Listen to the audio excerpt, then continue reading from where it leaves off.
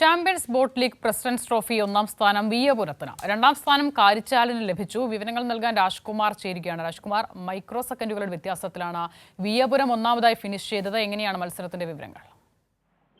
അതായത് CBL കിരീടം ഇക്കുറി കാരിച്ചാൽ ചുണ്ടന് ലഭിച്ചു. ചാമ്പ്യൻസ് ബോട്ട് ലീഗ് 4ാം എഡിഷൻ 58 പോയിന്റുമായി പള്ളാത്തുരുത്തി ബോട്ട് ക്ലബ്ബ് തുടങ്ങിയ കാരിച്ചാൽ ചുണ്ടനായിരുന്നു കിരീടം.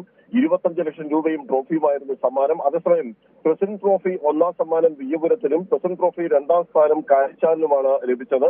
ഇതിൽ സൂചിപ്പിച്ചതുപോലെ ഇത് 3ാം ട്രാക്കിൽ ഓടിയ വിയ്യപുരം ചുണ്ടൻ 3.53.85-നും അതേസമയം കാരിച്ചാൽ ചുണ്ടൻ 3.55-14 നിരണം ചുണ്ടൻ 3.55-62. ഇങ്ങനെ ഈ മൈക്രോ സെക്കൻഡുകളുടെ വ്യത്യാസത്തിലാണ് വിയ്യപുരവും കാരിച്ചാൽ ചുണ്ടനും ഇഞ്ചോടിഞ്ച് മത്സരം കാഴ്ചവെച്ചത്. 3ാം ട്രാക്കിൽ ഓടിയ വിയ്യപുരത്തിനായിരുന്നു ഇതിൽ പ്രസിഡന്റ് ട്രോഫിയില് സമ്മാനം ഒന്നാം കിരീടം ലഭിച്ചത്.